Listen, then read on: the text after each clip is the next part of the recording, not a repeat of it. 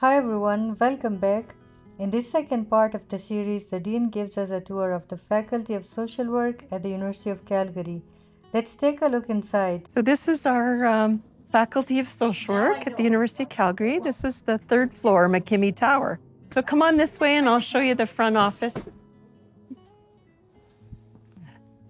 We moved from our professional faculties building in 2019, just before COVID. So this was specifically constructed.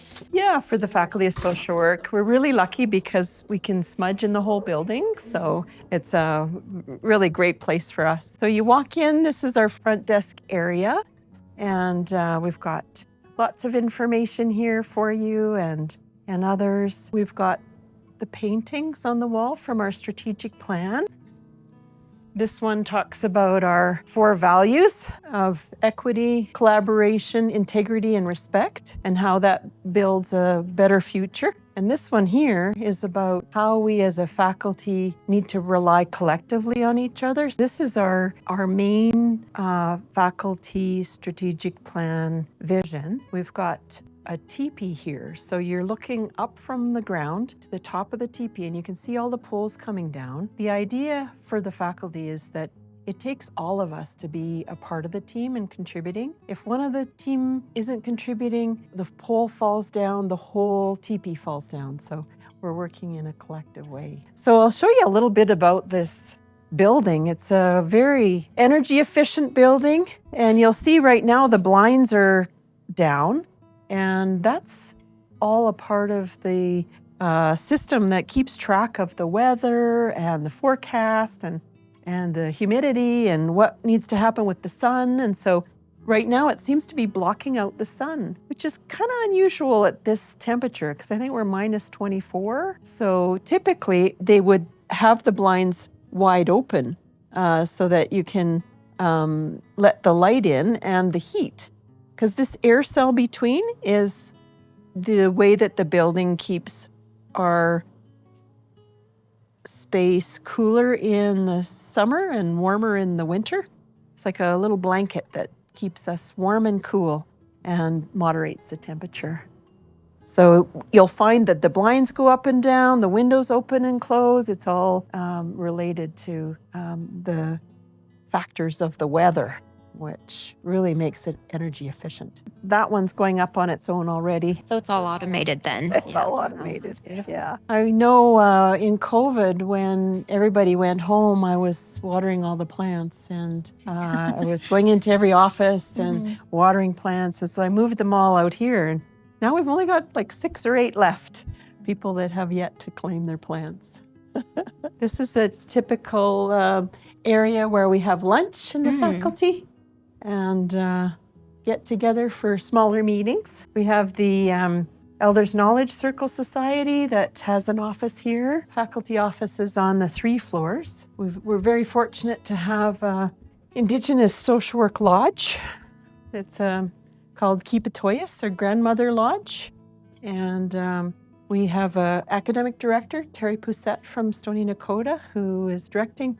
And we have Elder Carrie Moore, who's Dr. Elder Carrie now, who helps us with the protocols. And she has a pipe that's been gifted to her by Clarence Wolfleg.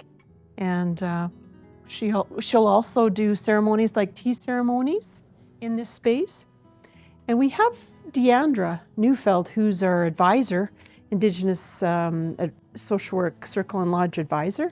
And she has her office here and she welcomes students as they come in, really tries to create an engaging space for our First Nations, Inuit, and Métis students to really feel like they have a place when they come to the Faculty of Social Work. We often have classes in here. We may do teaching of talking circles, have difficult conversations in this space. It's really a blessing to us. We're really fortunate to have a donor who's provided us with the opportunity to set this space apart and provide staff to be able to be here. And students often come here at lunchtime and or study in here in this side. So this side is more a student area, and this one other side is the ceremonial area. It's a ceremonial lodge. So could you talk a little bit about these paintings, if you know kind of the background Yeah. behind them? So when we did our strategic plan, we had Jennifer Leeson, who's a artist, but she's also a Canada Research Chair at the University of Calgary.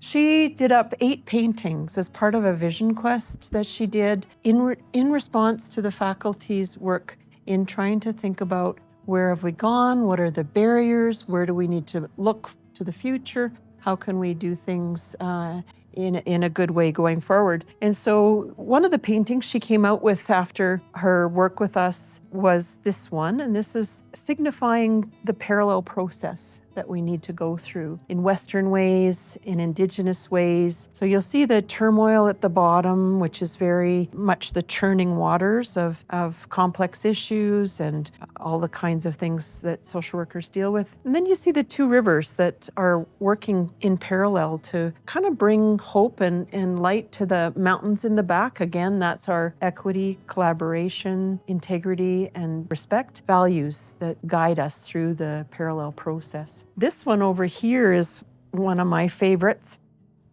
It's signifying how social work is often thought of in a way that's creating change, pushing boundaries, challenging the status quo, kind of like dandelions. You know, often dandelions are not welcome because we want to have green colonial lawns. And so thinking about social workers as dandelions that bring beauty, create change, are trying to have more connection to nature at the same time as they're letting off dandelion fluff to be able to change the world in good ways. So, and just to have a space like this where our students can feel like there is an opportunity for ceremony and different ways of working as social workers in a ceremonial space. Becoming familiar with being in ceremony can really help people when they're out working with First Nations, Métis and Inuit populations. Very fortunate to have Dr. Elder Carrie Moore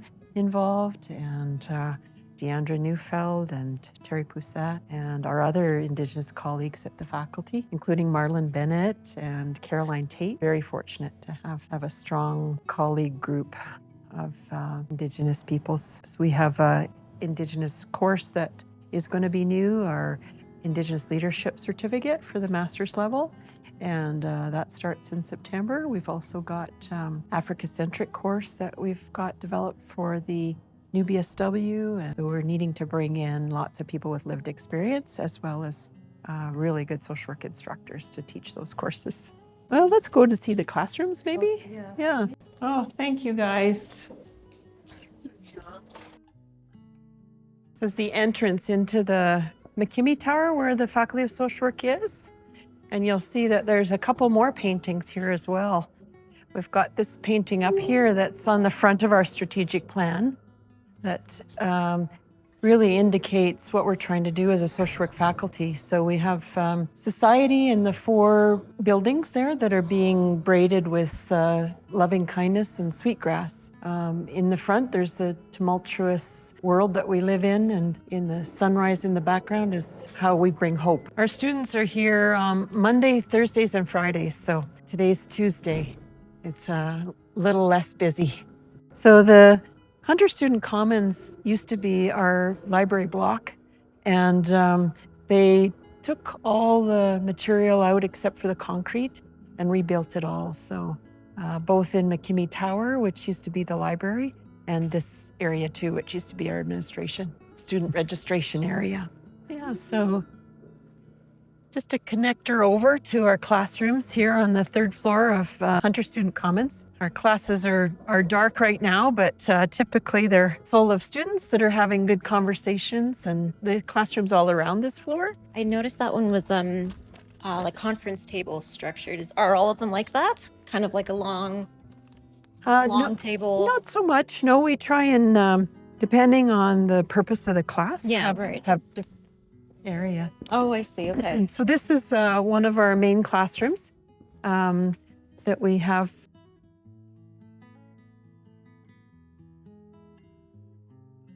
So this, the 4 rooms over here was provided by a donor that really is encouraging us to improve practice and provide opportunities for skill building. So in this classroom, people can be learning in one area and then practicing in the 4 rooms. So they're one-way mirrors that you can then do simulation in those rooms, or OSCE exams, or use other practice.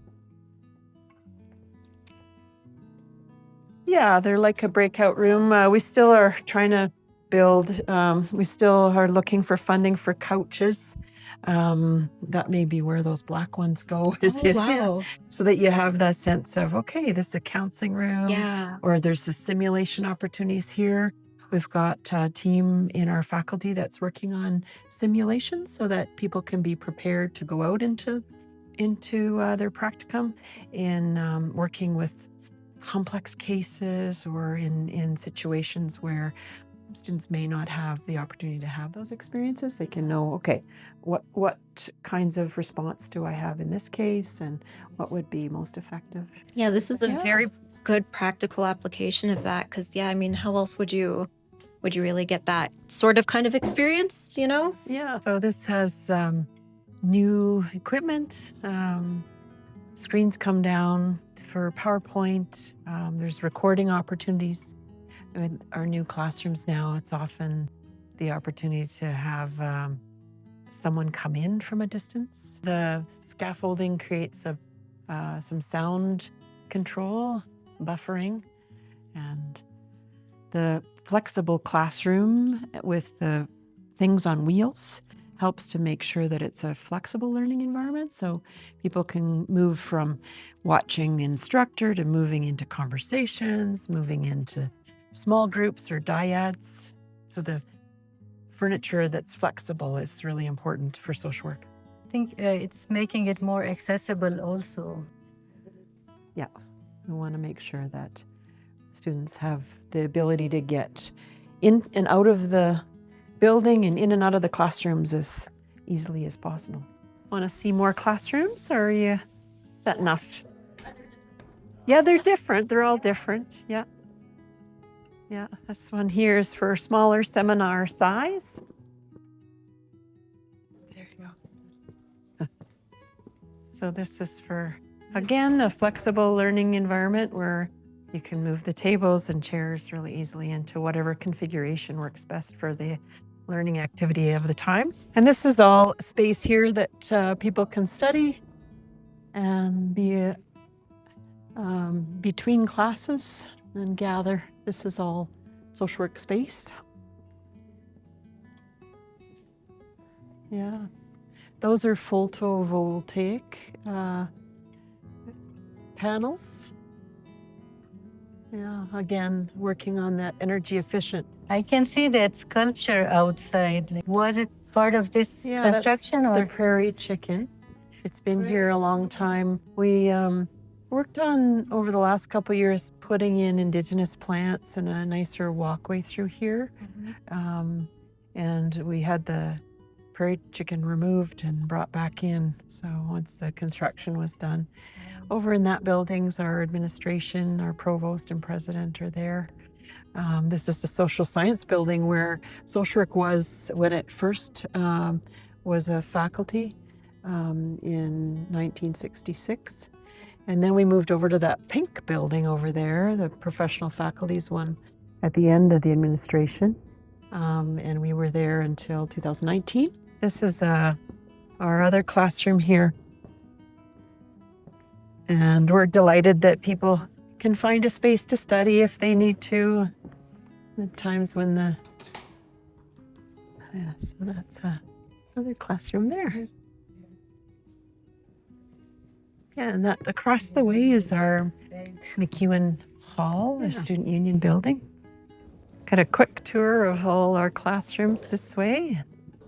Depends on what it is, whether it's a seminar or whether it's a larger class. We have online classes that can go to about 125, but our in-person classes are usually capped at 40. Sometimes they're 12, depending on if it's a practicum seminar. We currently have one fully online program that's a bachelor's level.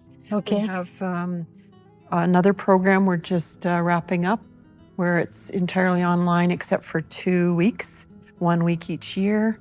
We have our bachelor students here every Monday for full days. And we have that as an option in Edmonton, Lethbridge, and Calgary. So we have our 3 campuses.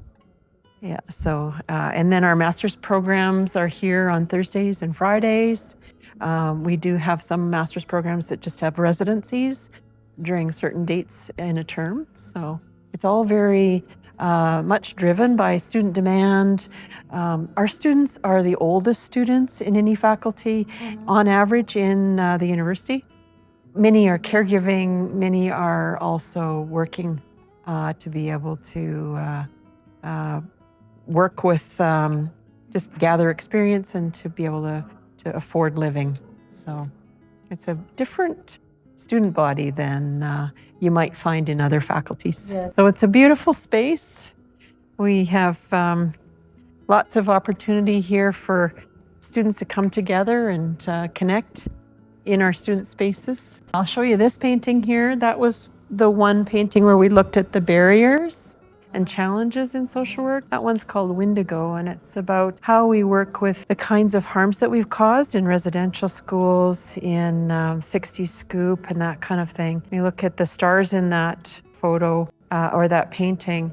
There's 215 stars for the children that were found in unmarked graves in Kamloops Residential School. And it just gives us the idea that we have a lot of work to do in terms of making sure that we're not causing further harm and that we need to find a path through the darkness and focus in on creators, nature, and really how we do that in a good way. So let's go up to the 4th floor where we have more of our faculty members.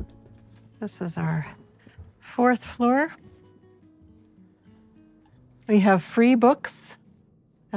Anybody that would like to take a book, these are books to be taken home. We have areas for our research assistants and our PhD students and our faculty members trying to work together a lot. Hello, how are you? Good, good. Yeah, Noreen has a podcast that she does for part of her grassroots organization. And so they're just trying to find out about social work. And we were actually trying to find an example of transdisciplinary. Yeah. At the Faculty of Social Work. Okay. Well, I am a postdoc here in the Faculty of Social Work under Dr. Angelique Jenny. And I'm actually a nurse. And I came here to work on virtual interprofessional simulation. And it's been a great experience so far. Our whole team is very interprofessional, transdisciplinary. We have a psychologist, we have an actor, just a whole different group of people, and they've been amazing to work with this whole time. So I think you'll find that social work naturally overlaps with a lot of different professions, and we actually have much better projects and products when we work together. Thank you so much. No worries. Yeah. Really appreciate you being here. It's like meant to be. We were hoping to find somebody that could speak to the transdisciplinary nature of social work. It's great. Having a nurse as a postdoc is very, very thrilling that we can work together on those complex issues. Let's see if there's anybody here. We have, it's very slow because of reading week. We have a prayer room or reflection room for students and faculty to come and do prayer. Yeah, prayer or yoga or whatever needs to be done for meditation. Or there's our classrooms over there. You can see through the other building. So that was a glimpse into the spaces where students learn, study, and connect. In the final part of this series, I will be speaking with a PhD student about his experiences in social work research and studies. If you are enjoying this series, feel free to subscribe so you don't miss the next video.